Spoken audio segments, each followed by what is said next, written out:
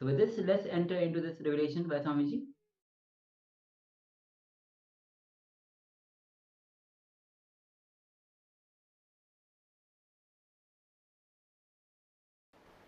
He says, I heard that wearing Rudraksha gives you only sustenance and does not allow you to create, accumulate and celebrate wealth and money. Is it true? No.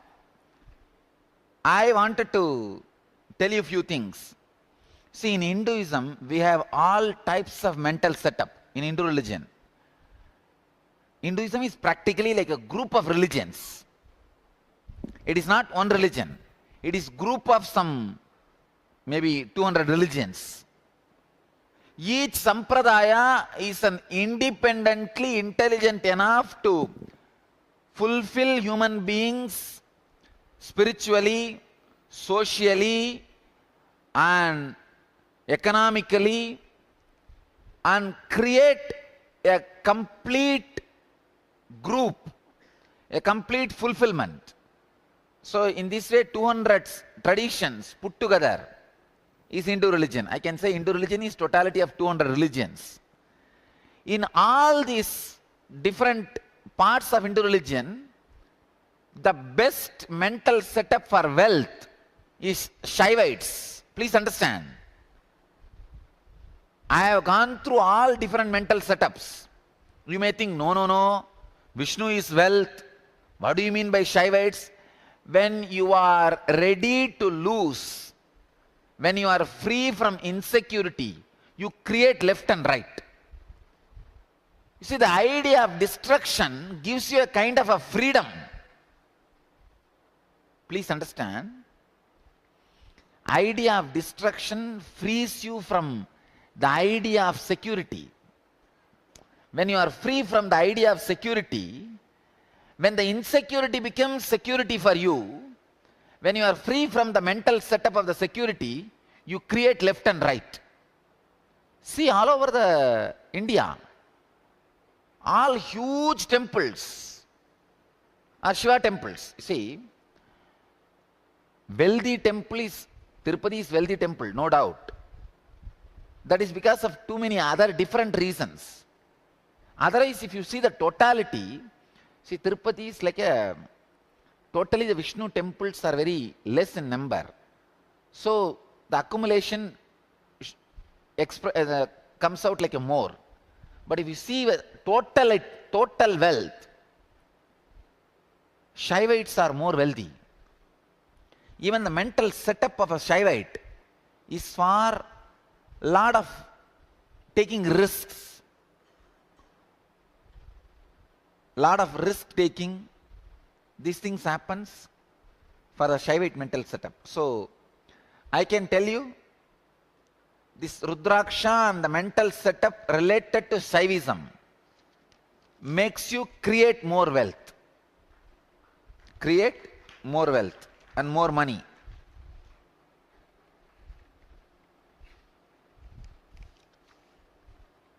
Come on, we'll start one by one. Now, I wanted you guys to share the important understanding you showed to others, but you yourself did not have till you shared with other or till the other, your partner shared with you. See, now many of you would have had some strong clicks when your partner was sharing with you or you were sharing with your partner. So I wanted few of you guys to come out and share the whole situation so that I can address almost all possible problems related to money. I am going to make this whole program interactive, because in the night time, if it is not interactive, it will be mono-acting. Mono-active. So I don't want to be doing mono-active program. I am going to make it interactive. Then I'll start answering all your questions. Come on, here there's a message from Redondo Beach. In order to have wealth, someone else must go without. Idea of living simply so others can simply live. You need to catch this truth. Please understand, there is no need for somebody to lose wealth for you to have. Only if you are robbing from others, somebody need to lose. But wealth does not need to be robbed. We can create. Let us create more and more. See, in Vedic tradition, we have two things called Sanganidhi, Badmanidhi. Badmanidhi means flowered wealth, means which you create. Sanganidhi means conquered, but conquered from nature. Conch, see how a conch is conquered from the ocean and it becomes your wealth. You conquered it from nature. Conquering it from nature and flowering it, making it happen by your creativity. Nothing wrong. If you are going to create and going to conquer from nature, then you don't need to feel somebody else should become poor. No. When you create wealth, somebody else does not need to become poor. Go without wealth. Only when you are robbing, cheating, stealing from others, they have to go without wealth. We are not doing that. I am not teaching you how to rob. No, relax. I am not promoting you the science of demons. I am promoting you the science of creating wealth. So when you create, someone else does not need to go without it. Understand what I am saying? So creation is not competition, it is complementing to others. Next message. I seem to create a lot of money, but it does not stay. Seems to lose it in bad investments or get spent. Can I attend this issue tomorrow? Because tomorrow I am going to work on celebrating. Today I wanted to work on destroying the wrong mental setup, cleaning wrong mental setup, then creating right mental setup, then celebrating wealth. First I wanted to teach you about the creation of right mental setup to create wealth. Then right mental setup for celebrating. So come on, you guys can come and start sharing then. Please understand, you can now share any click happened to you which you did not have earlier, happened because your partner sharing with you or you sharing with your partner. Somebody who expects money from you, if you expect love from that person, it is going to be wrong relationship. Same way, somebody expects love from you, if you expect money from that person, it is going to be wrong relationship. Wrong relationship is like trying to paste wood and gold. Yes. But neither wood is wrong nor gold is wrong. Yes.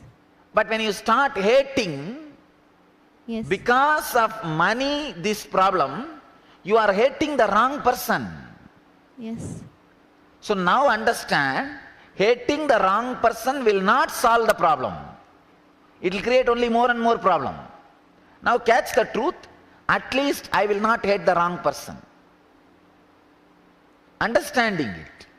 Bring more and more understanding. At least I will not hate the wrong person. So now you can start hating the right person. Who is supposed to be hated here? The attitude of trying to establish supremacy. That needs to be hated, not the money. You understand? Now catch, attitude of trying to establish supremacy has to be hated. One question I have. I've seen there are many people around me with whom there are people around them who support them through, through a loss or anything. Sorry? There are people around me who have faced some loss or the other. Could be financial loss or, some loss of health. There are people who come forward for their support. And on the other hand, there are some other people, if they lose something, people move away from them. How does this happen? And if I have to create a strong, social experience wherein people come forward, how do I do that? I can say this coming forward or moving away both depends on your attitude expressed when you had or not having money. For example, even while you have money, if you are not interested in establishing your supremacy, Yes. people will be around attracted towards you. All right. But if you are trying to establish your supremacy while you have or not having, people are going to move out of you. It is the attitude of trying to establish supremacy. See, if you are not trying to establish supremacy, even if you don't have money, if you have a problem, people will be there to support you.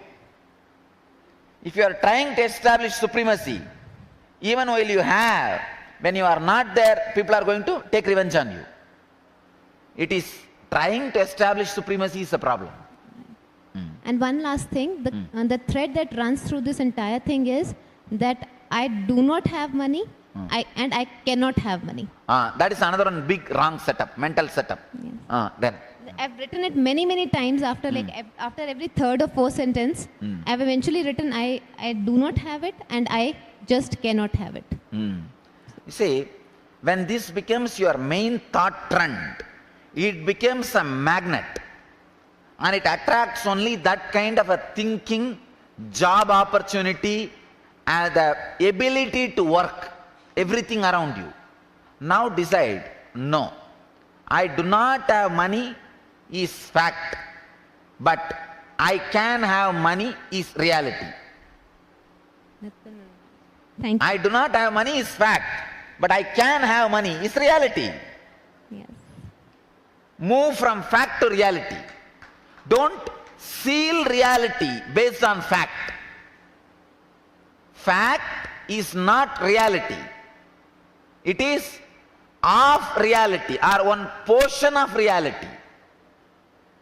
Fact is the reality read with your mind. For example, reality is this whole crowd sitting in front of me.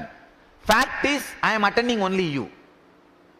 So in this whole crowd, which is 200-degree vision, I am concentrating only on 40-degree vision. 40 degree is fact, but it is not reality.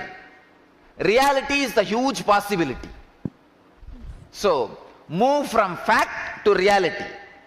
Reality is thousands of people sitting in front of me, but fact is I am reading only one part of reality. If I am talking to 5-6 of you, I am attending fact, which is one part of reality, but this fact alone is not reality. Move from fact to reality. Yes. Thank you.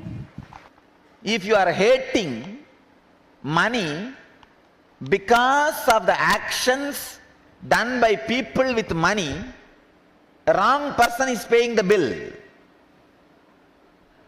A wrong person is suffering. I have a story for you guys. Walking up to a department store's fabric counter, the pretty girl said, I would like to buy this material for a new dress. How much does it cost? The male clerk who was standing there said, only 1 kiss per yard, with a smirk in the face. The girl said, that is fine, I'll take 10 yards. With expectation and anticipation written all over his face, the clerk quickly measured out the cloth, wrapped it up, and then teasingly held it out. The girl snapped up the package, pointed to the old man standing beside her and smiled, Grandpa will pay the bill. Understand? If you are hating money because of the attitudes and actions of the people with money, wrong person will pay the bill.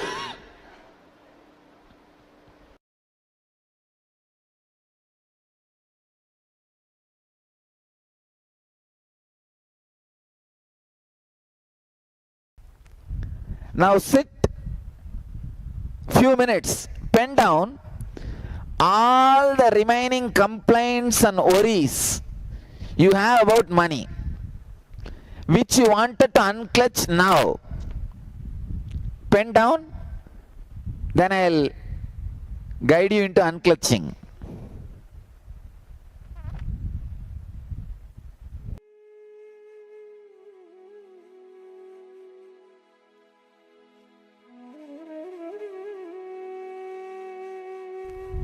Now sit few minutes, pen down all the remaining complaints and worries you have about money, which you wanted to unclutch now. Pen down.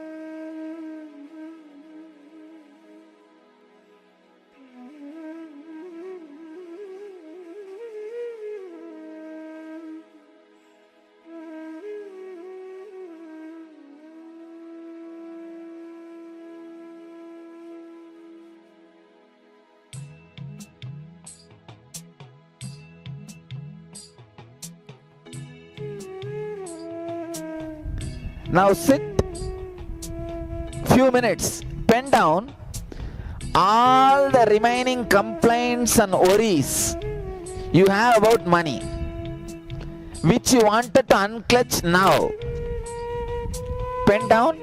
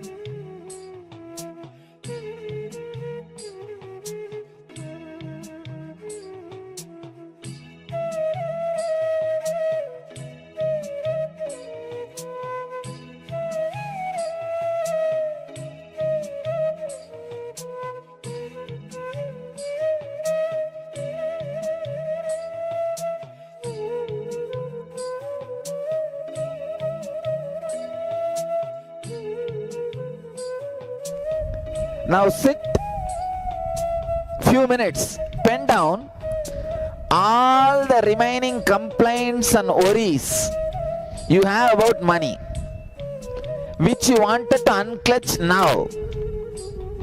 Pen down.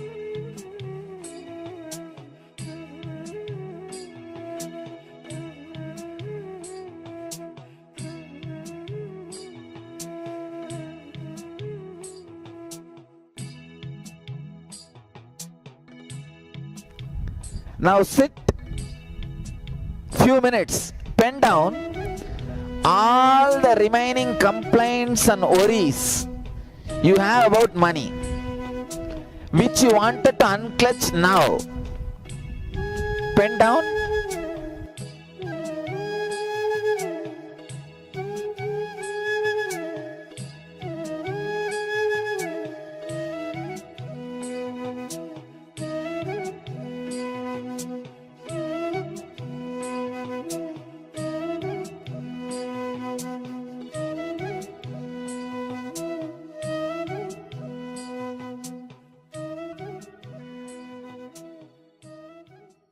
Please understand, it is not just forgetting things.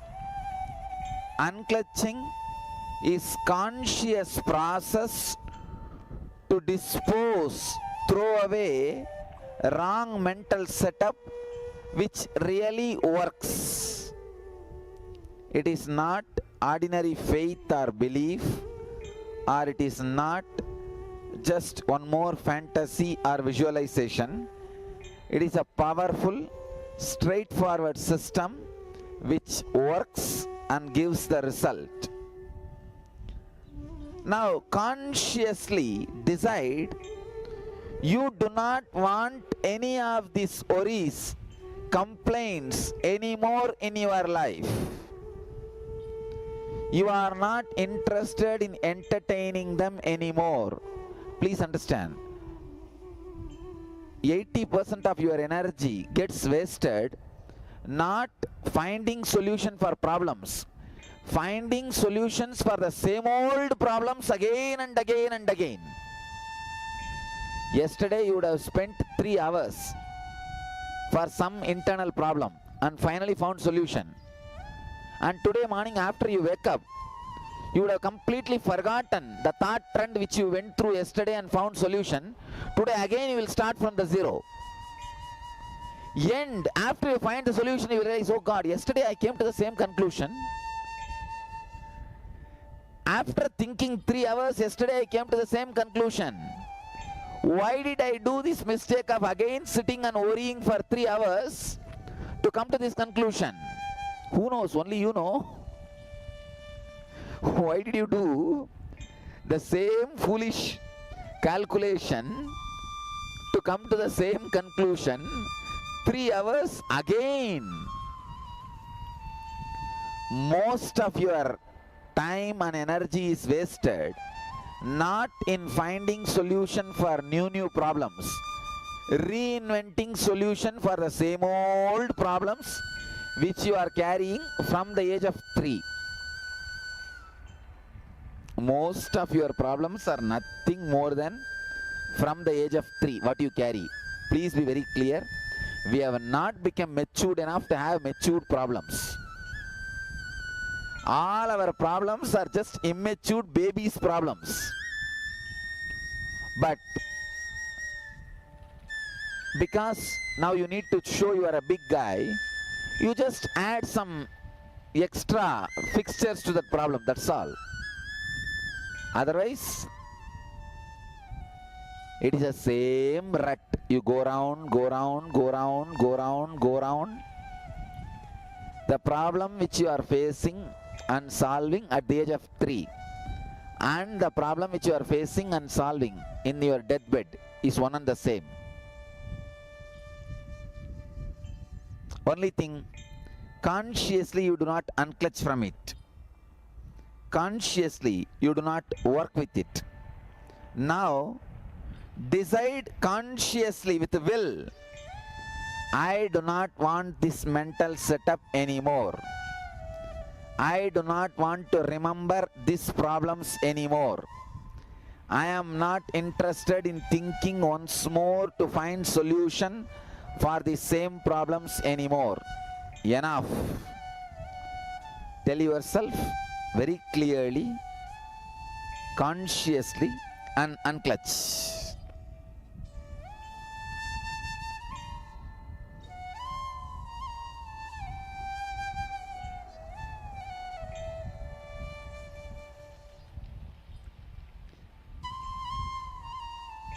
Take few minutes.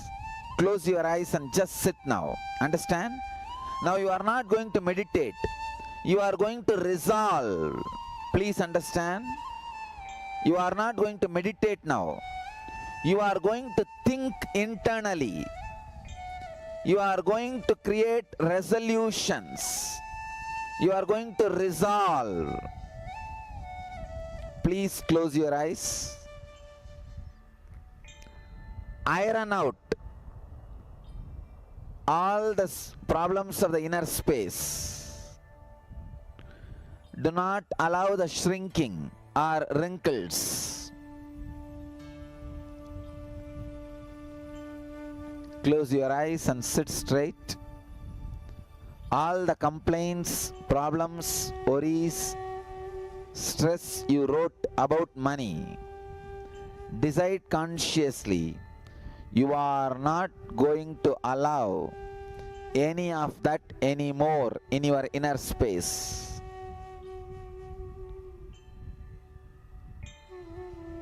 You are not interested in entertaining any of them anymore in your inner space. Just break from it.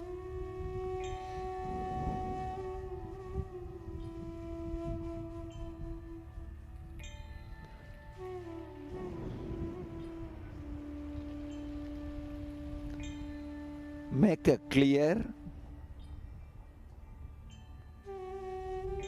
conscious resolution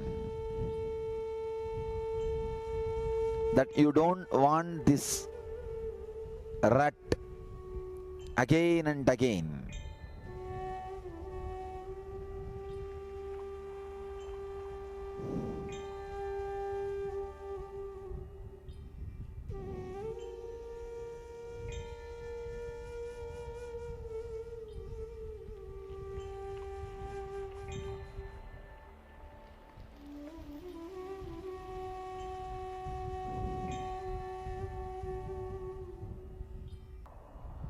In you, that you are unclutching from all these complaints, worries, mental setup clearly out of your free will.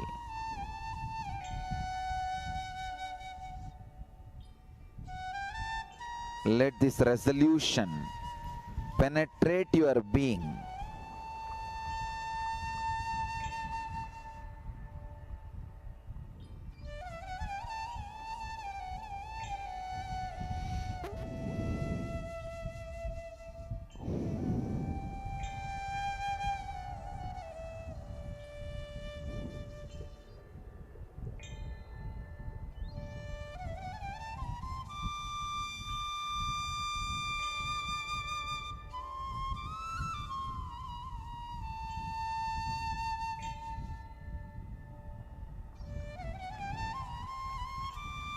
Each and every complaint, worry, stress you wanted to unclutch, remember it consciously and throw it away. You can't throw away without even remembering. Remember clearly, consciously, and unclutch from it. Resolve to break from that mental setup. Your resolution really works.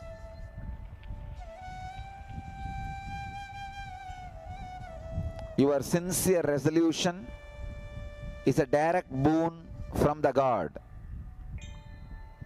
Anything you sincerely resolve will become your life.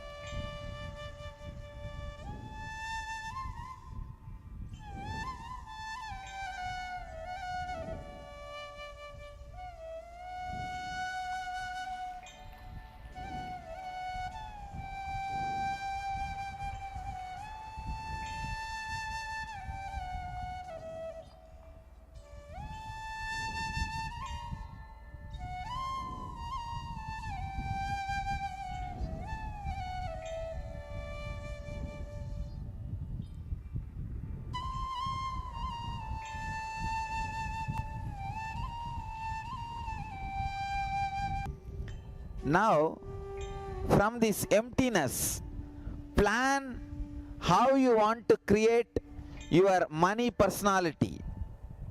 Pen down it with a minute details. Please understand. Write even minute details how you want to create your wealth personality. The car you want to drive, the house you want to have, the money you want to have, the mental setup related to money you want to have, how your conversations about money should be or with money should be.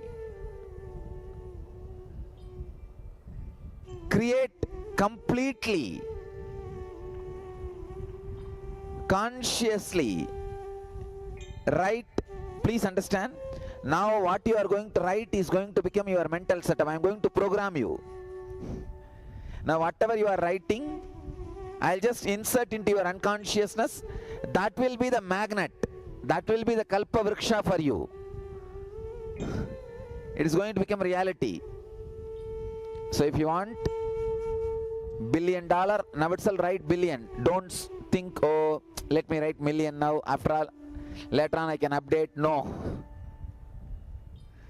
Write exactly how your wealth personality should be, how your money aspect should be.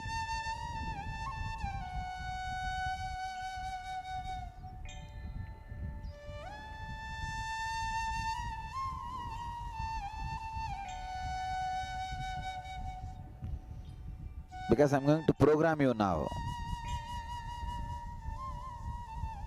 Program your whole inner space, unconscious,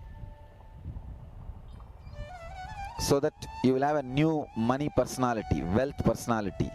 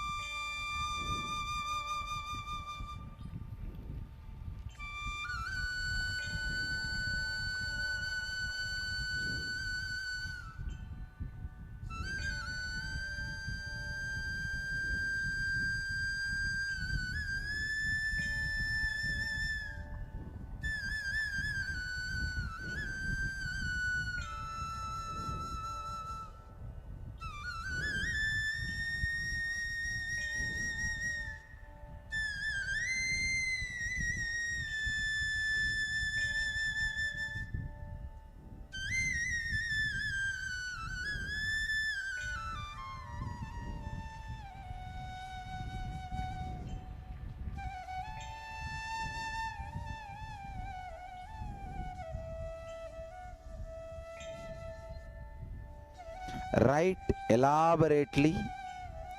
Take responsibility for each word you are writing. Don't write unconsciously. Do it consciously. I wanted you to think on paper, very consciously.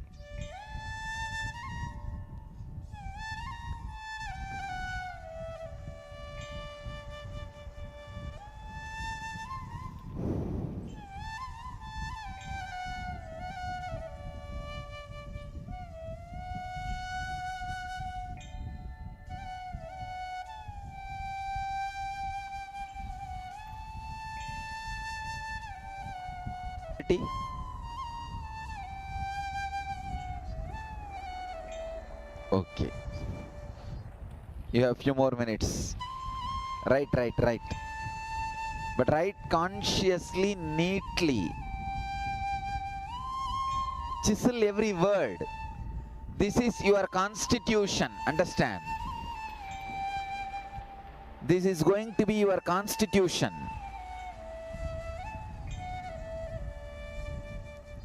So chisel it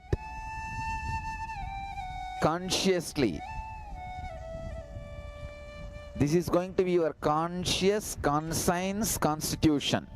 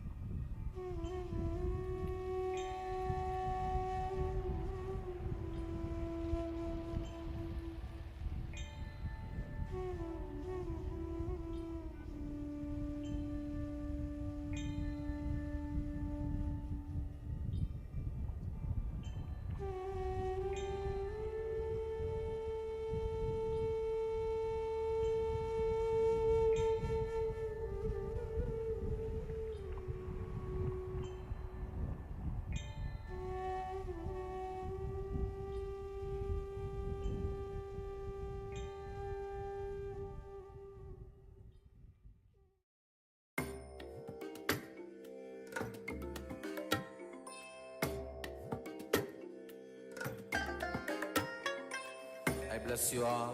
Let you all open all your three eyes.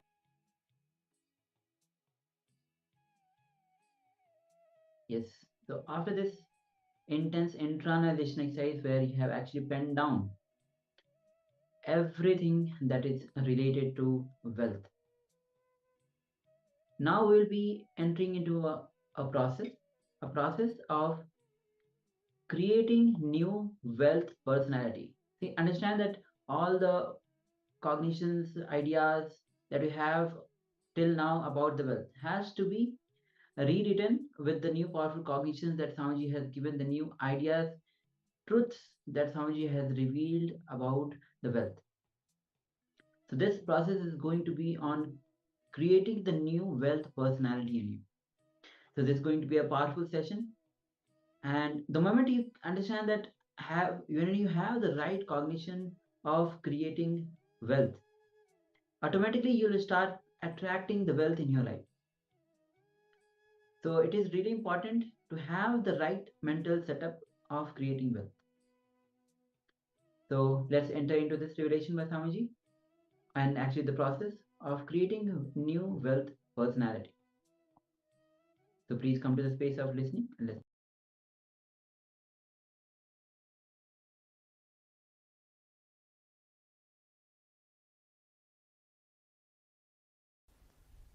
It's a very powerful process.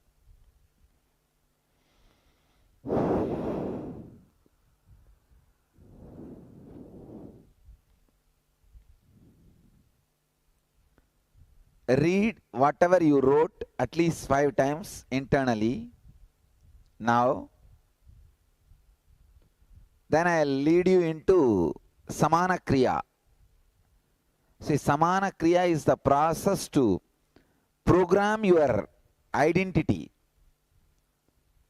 Now, Samana Kriya means inhaling as slowly as possible, holding as long as possible, exhaling as slowly as possible, holding the lungs empty as long as possible. Especially if you do this Samana Kriya in the late night, whatever personality you create, just like that it will be created. I can tell you, even if you want to build your body, just repeat that body with highly trained muscles 5 times and do Samana Kriya, your body will start getting built. You may be thinking that I am joking. You do not know the power of programming. Programming your body, programming your muscle memory is a very powerful technique. I'll show you the power of that now. You will see in your life. Please, whatever you wrote, take that paper, Read it at least 5 times for yourself, not loudly, just for yourself. Read.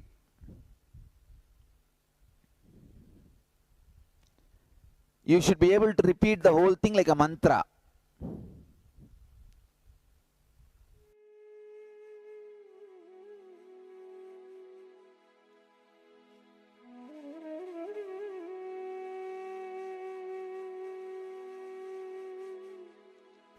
Please, whatever you wrote, take that paper, read it at least 5 times for yourself, not loudly, just for yourself. Read.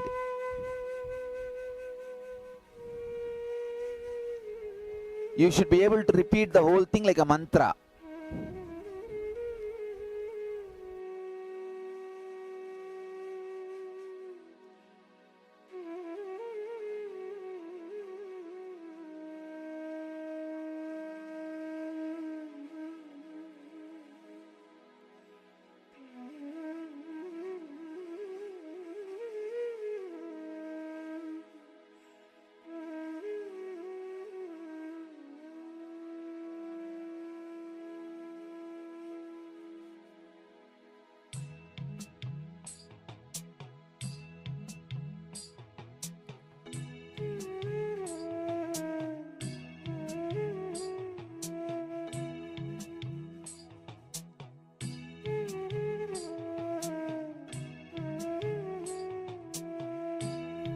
Please, whatever you wrote, take that paper, read it at least 5 times for yourself, not loudly, just for yourself. Read.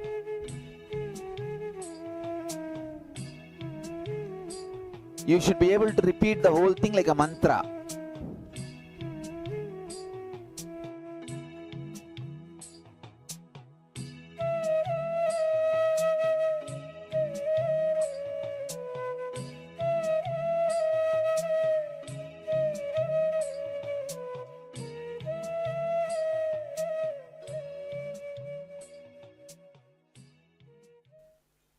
Please read such a way that you should be able to repeat this internally now, inside you, like a mantra. Read at least 5 times, not loudly, but inside you.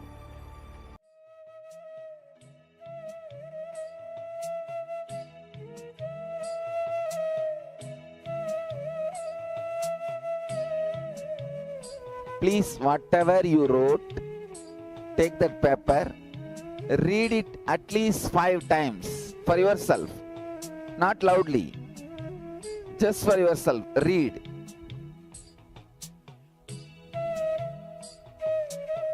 You should be able to repeat the whole thing like a mantra.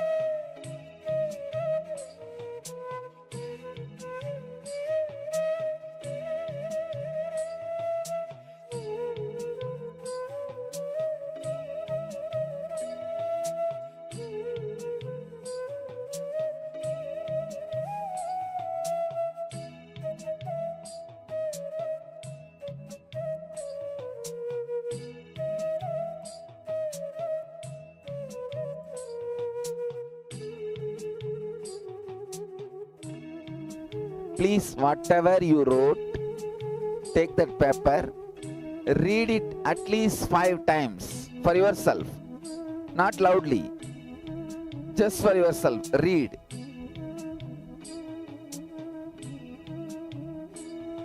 You should be able to repeat the whole thing like a mantra.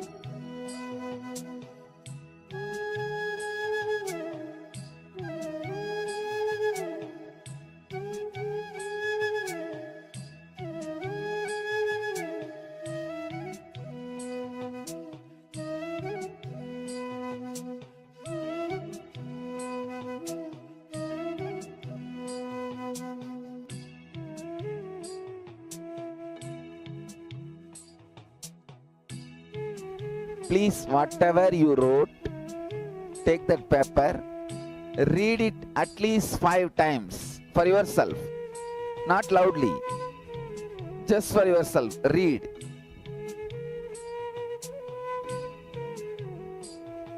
You should be able to repeat the whole thing like a mantra.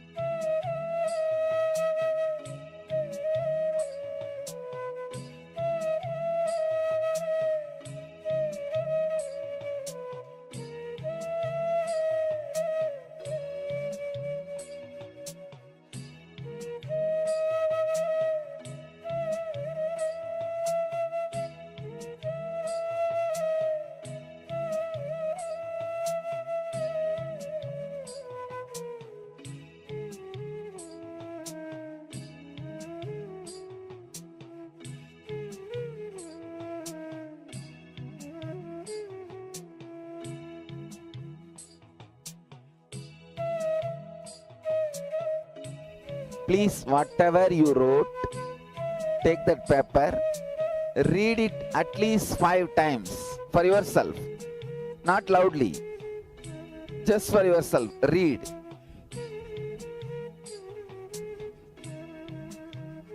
You should be able to repeat the whole thing like a mantra.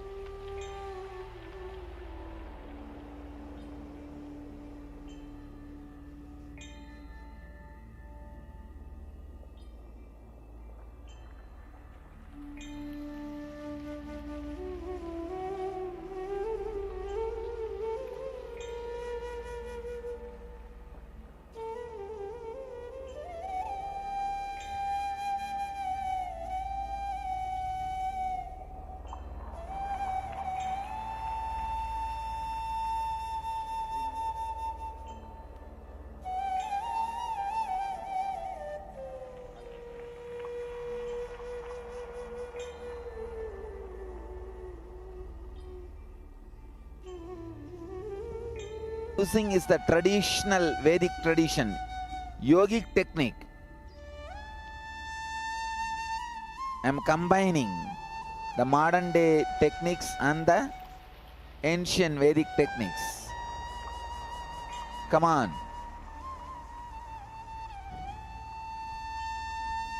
Close your eyes. Sit straight. Please understand. Now I am literally programming your mind, unconscious mind, through yogic way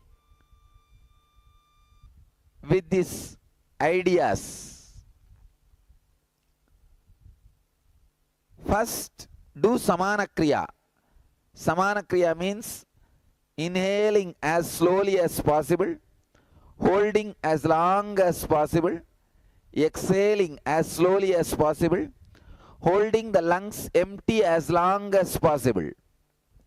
Please understand, if you are already having high blood pressure or any other serious heart conditions or serious illness related to lungs or any other serious diseases, please don't do this kriya. Sit silently. Others can do. First, samana kriya. After that, repeat internally now whatever you wrote.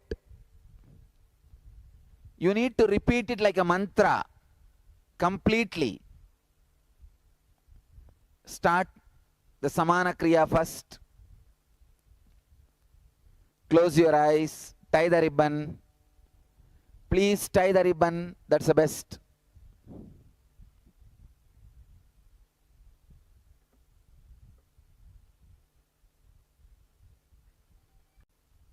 First, do samana kriya. Samana kriya means inhaling as slowly as possible, holding as long as possible, exhaling as slowly as possible, holding the lungs empty as long as possible.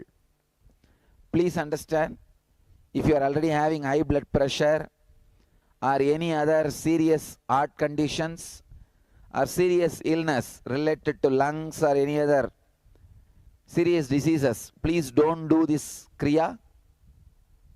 Sit silently. Others can do. First, samana kriya. After that, repeat internally now whatever you wrote. You need to repeat it like a mantra completely. Start the samana kriya first. Close your eyes, tie the ribbon. Please tie the ribbon, that's the best.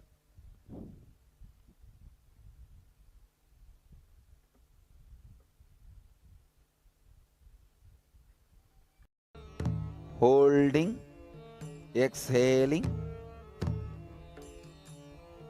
holding the lungs empty.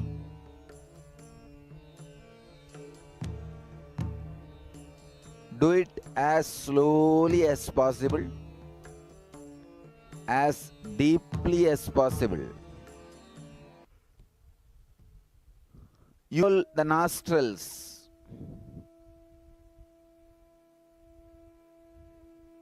Do not do just by your will.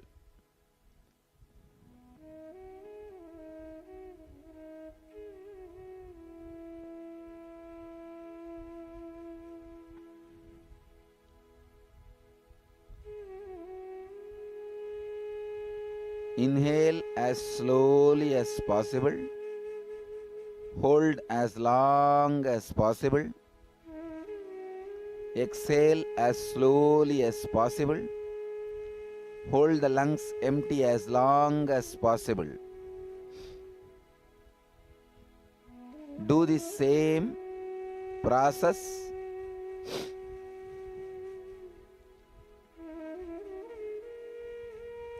as slowly as possible.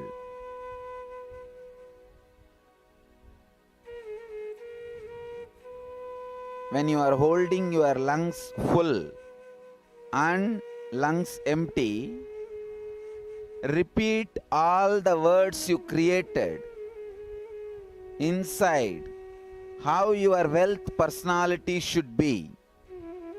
Program your wealth personality.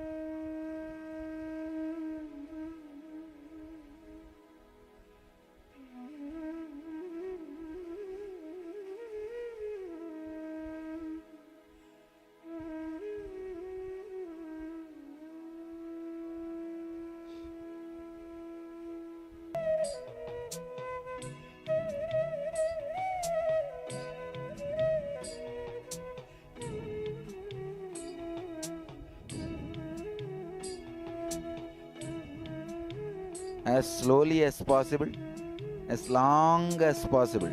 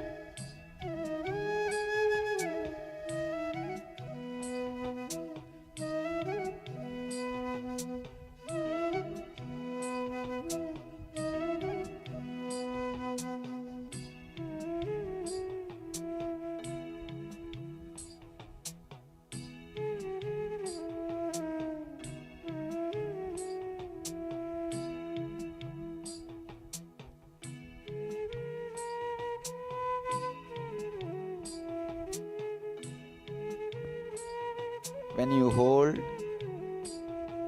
your lungs full and when you hold your lungs empty, both time, repeat these words like a mantra, programming your subconsciousness.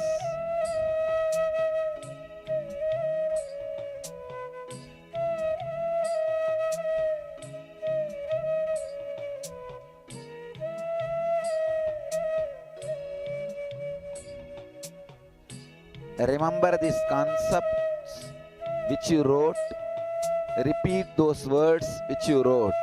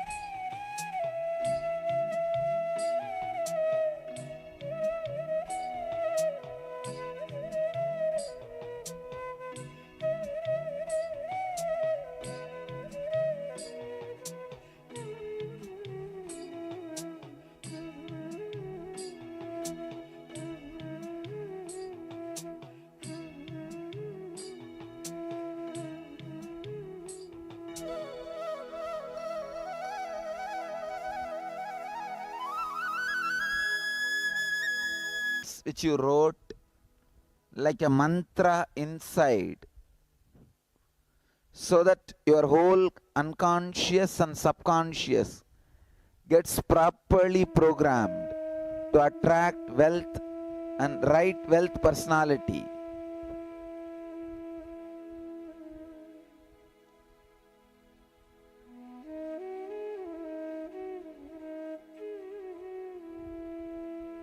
You want to remember it clearly, you can read them once or twice, but program with the right words as you wrote.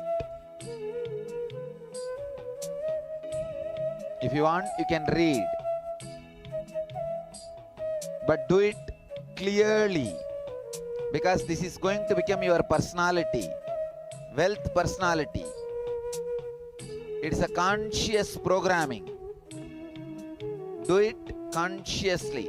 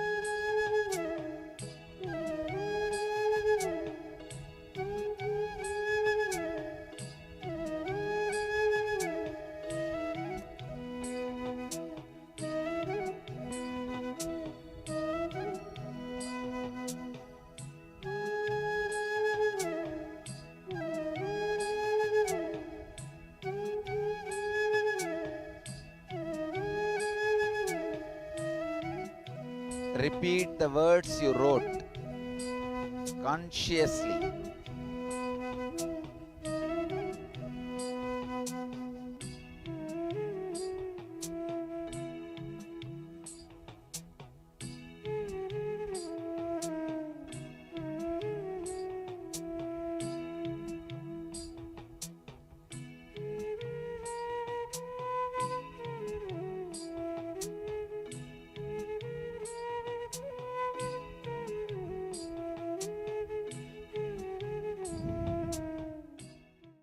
Now continue the Samana Kriya and continue to repeat those words inside you. Program it thoroughly.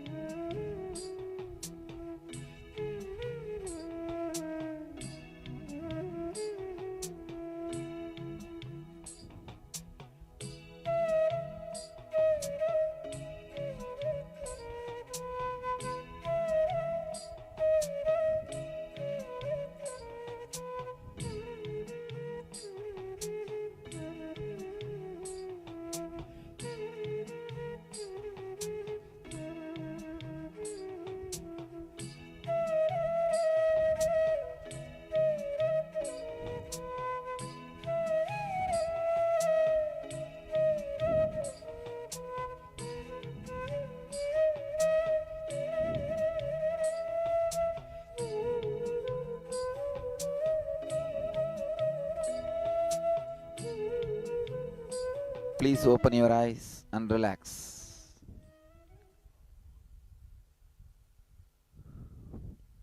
Take few minutes to read what you wrote once more.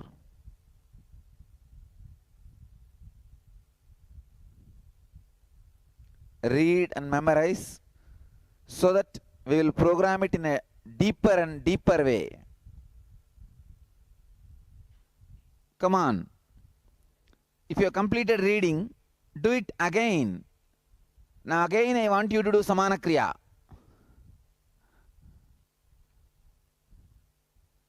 Please tie the ribbon.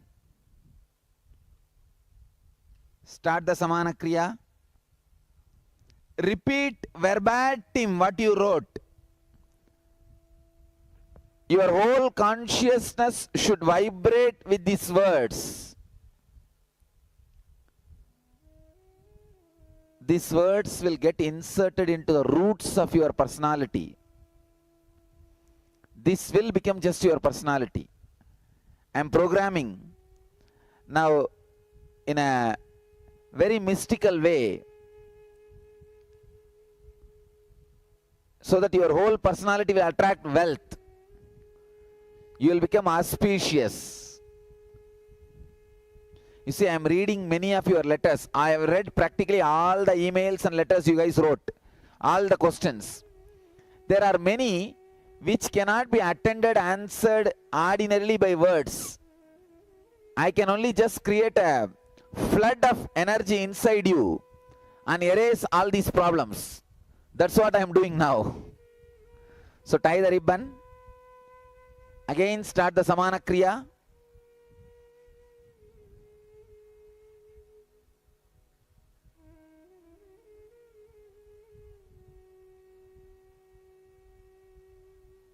When you are holding the lungs full or holding the lungs empty,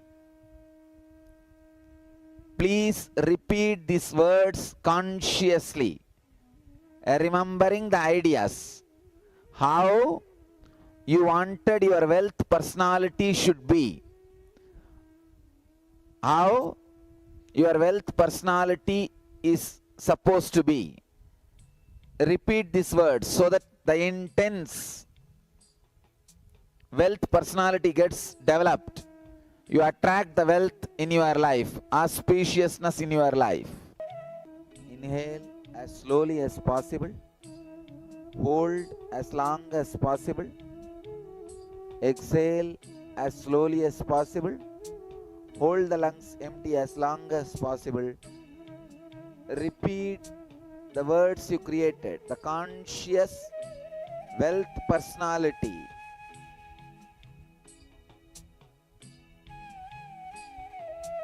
Strongly inside you, so that your core becomes a magnet and attracts wealth.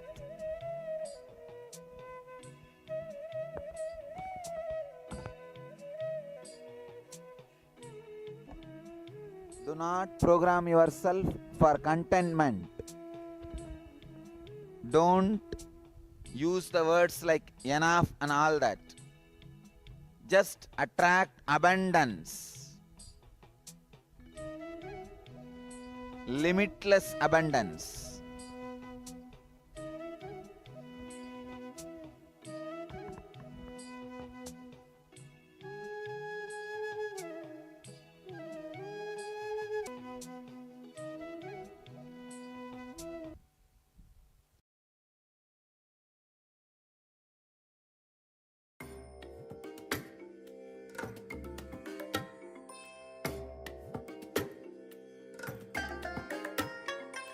I bless you all.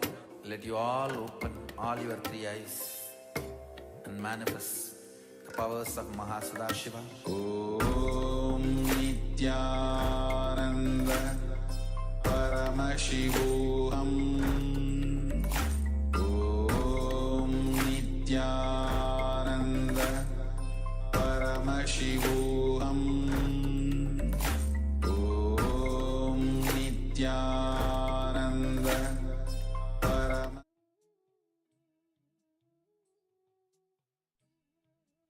Nithyananda, welcome back.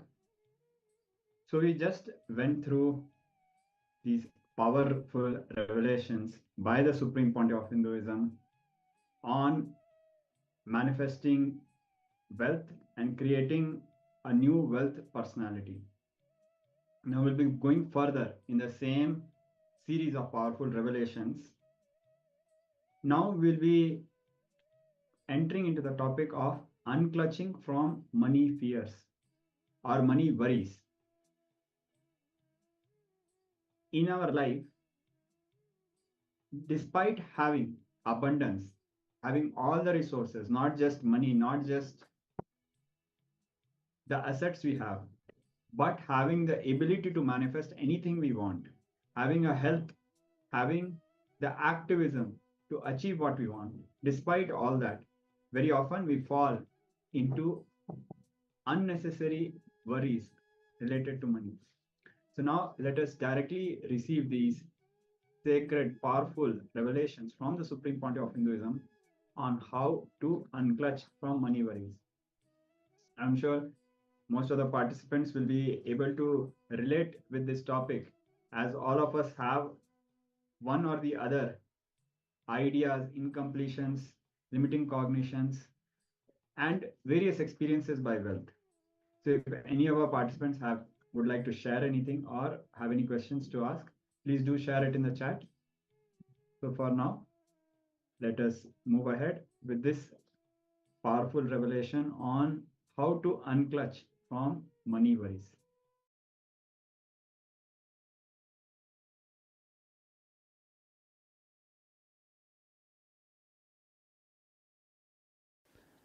I give you the essence of the whole program. The essence is stop being content. Any idea you create about contentment is lie. Like any idea you create about enlightenment is a lie. Please understand, all your ideas about enlightenment leads to illusion of enlightenment, makes you feel you are enlightened, but you are having only illusory enlightenment. Same way, all idea about your contentment is illusory contentment, and you will be stuck only with illusory contentment.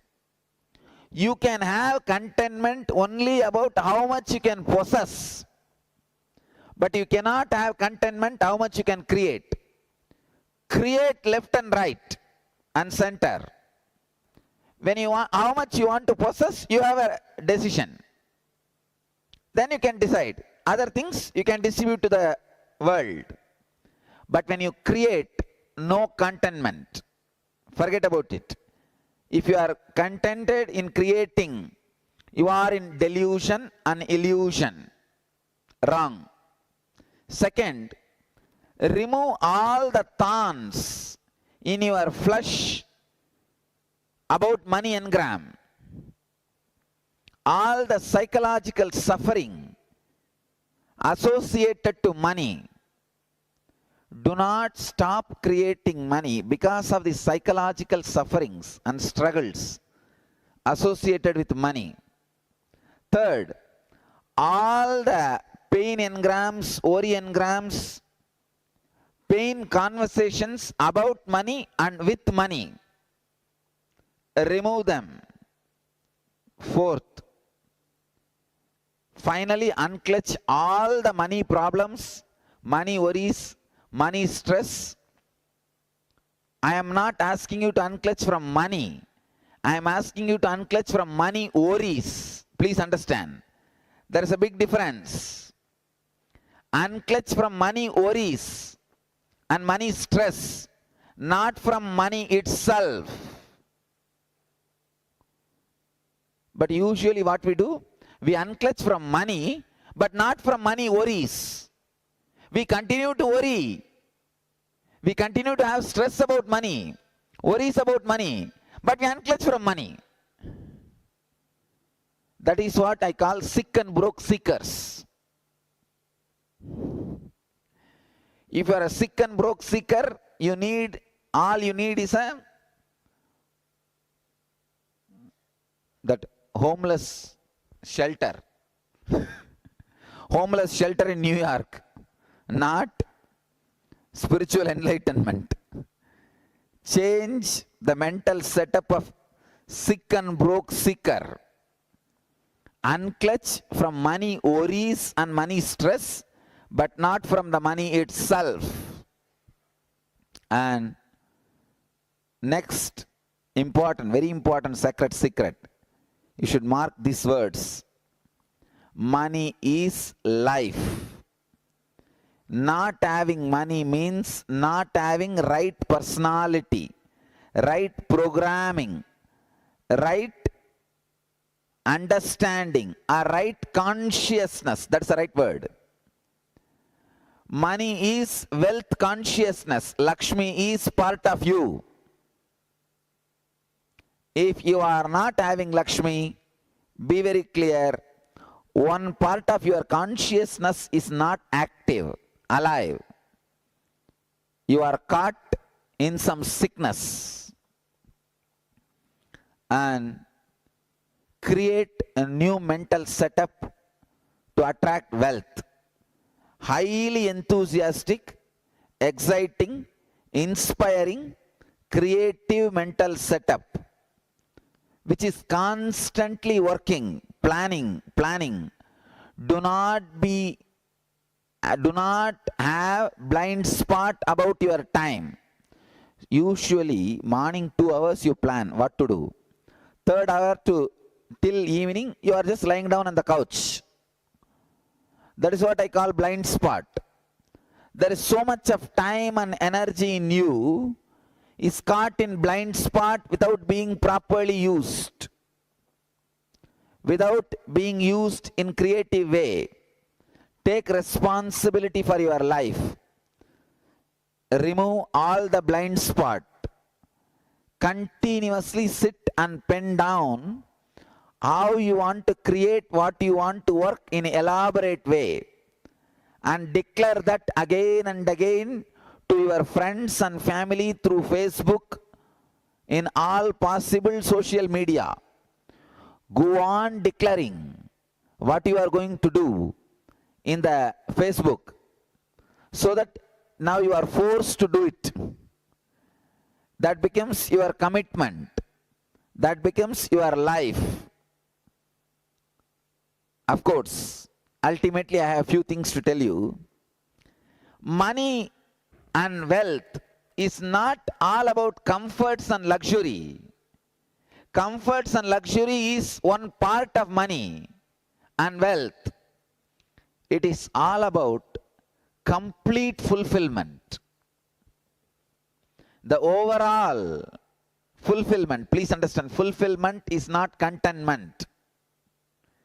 Contentment is different from fulfillment. Tripti is different, Purnatva is different. Tripti is contentment, useless. Donkey Vedanta. And Purnatva is Nithyananda's Vedanta. My Vedanta is different from. Let all your muscles work like a machine which can't be switched off. Understand? Let your muscle memory and muscles be alive, burning, to swallow anything which comes in front of it. Be continuously active and working.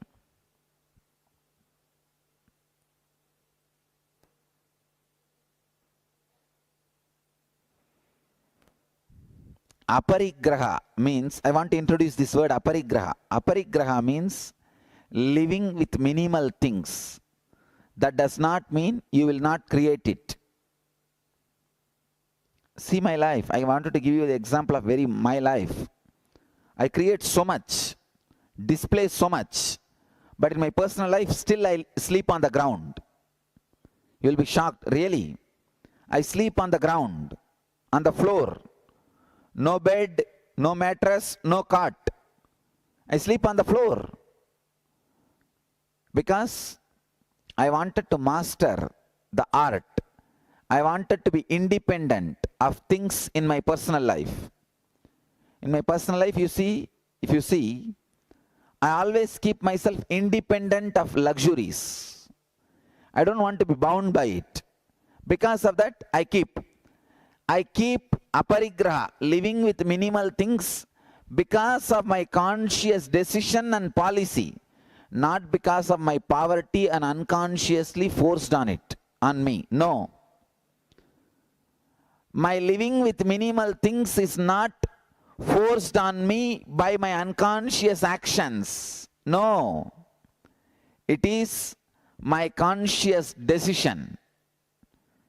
So understand, creating should be a conscious decision. Living with minimal things can be your conscious decision, but it should not be forced on you. So the next thing,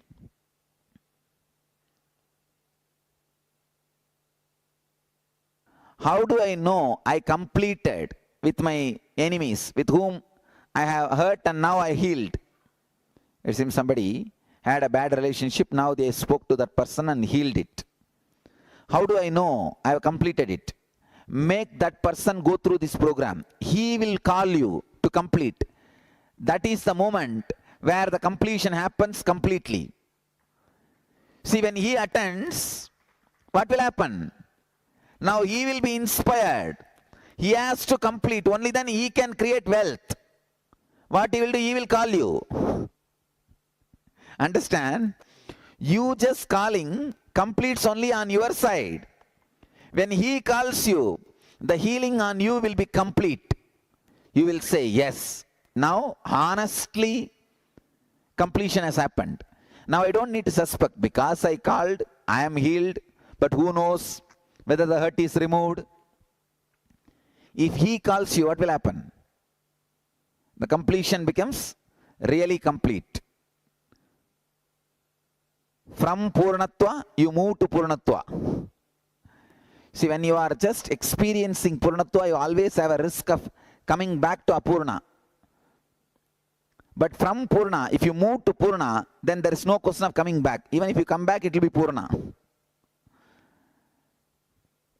So, inspire that person with whom you completed to go through this program. Then he will call you. That completion will be the perfect completion.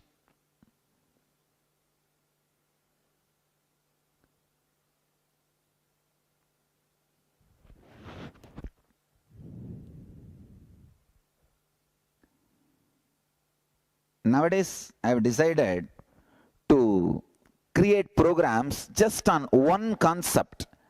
See, the biggest problem about me is I am like an ocean. You come and sit in front of me for 10 days or 12 days or 4 days, any program. You just can't grasp. You just lose. Finally, end of the program, you got so much, you don't even know what all you got. You are just mesmerized, enchanted. But if somebody asks, what you got? You don't know. No, I can't describe. You just go and see and come. Now I decided, I'm going to give you straight. I'm going to work only on one subject, but deeply.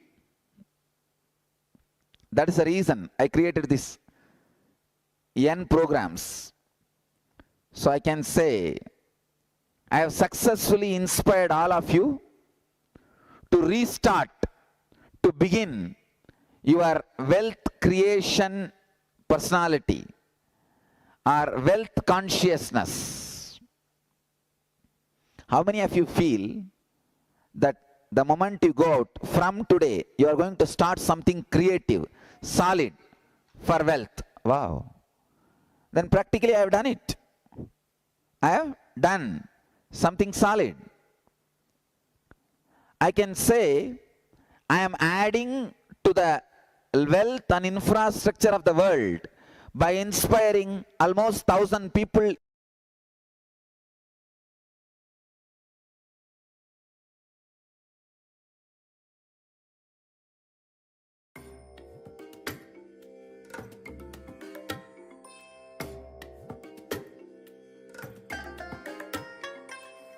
bless you all.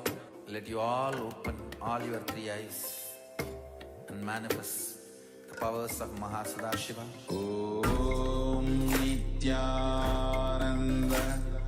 Paramashivoham. Om Nithyananda Paramashivoham. Om Nithyananda.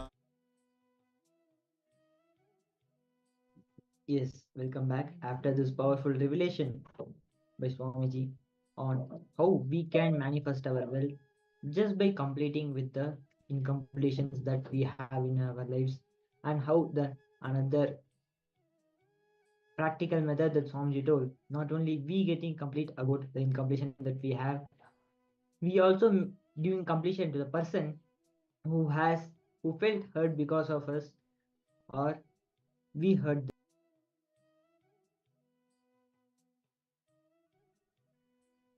So now let us bold all these powerful cognitions and spiritual truths that Swamiji has revealed now into our being by manifesting the power of Ashtamahashaktis. So today we'll be manifesting a wonderful power from Ashtamahashaktis. We'll be reducing the weight of our own body. Many people who feel that they are overweight, especially in the Western countries where the fast food and junk food is popular, people continue to have them and they get overweight over a period of time. So this power manifestation, just by a matter of a few minutes, you can reduce your body weight by a huge quantity. So let us now prepare ourselves for the power manifestation.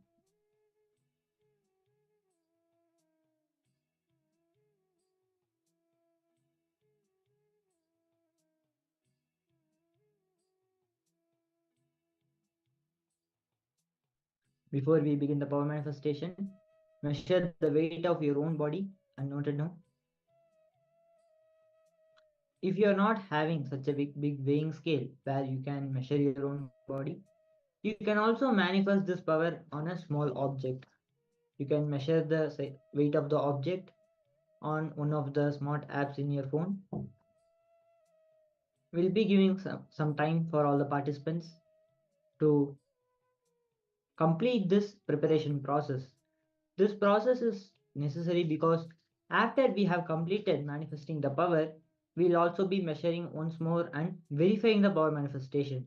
So we'll be comparing the results that we had before the power manifestation and after the power manifestation, and we will be seeing the results of the power manifestation. So let us take a few moments and begin the preparation process.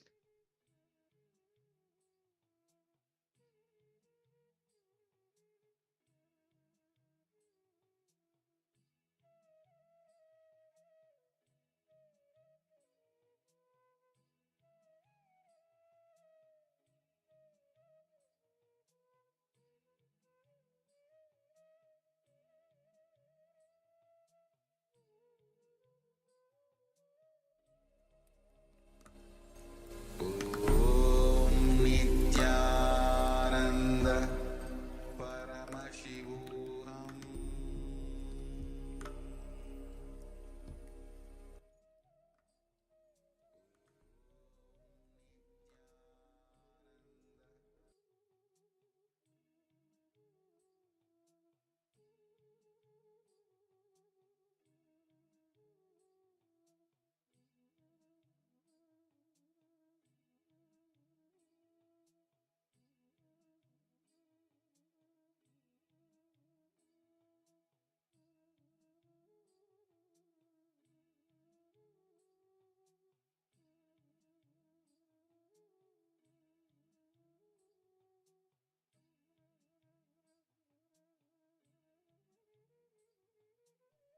Now let us start the power manifestation.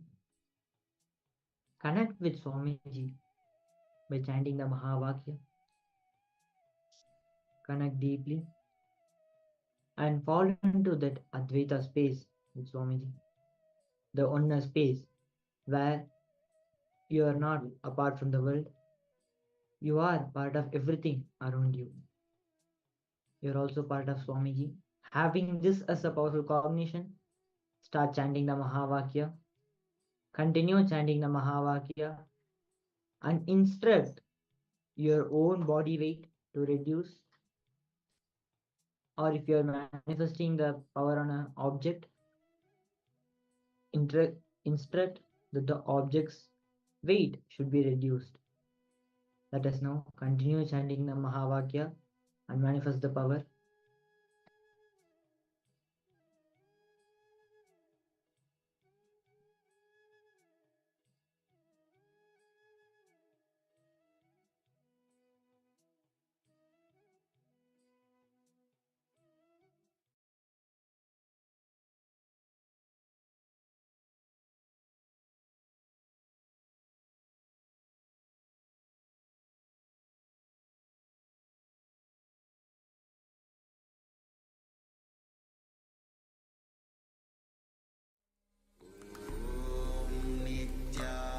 Nithyananda Paramashivoham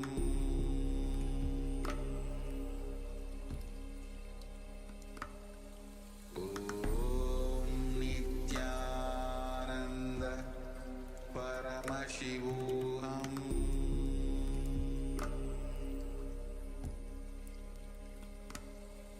Om Nithyananda Paramashivoham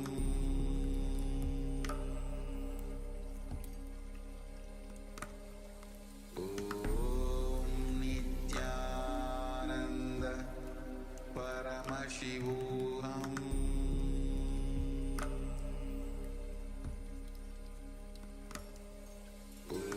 Om Nithyananda Paramashivoham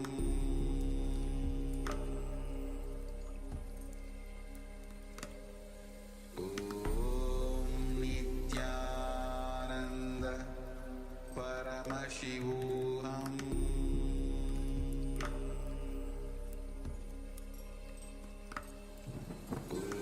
Om Nithyananda Paramashivoham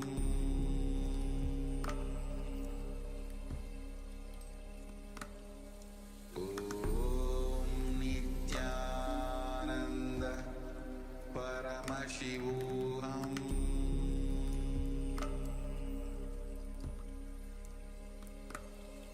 Om Nithyananda Paramashivoham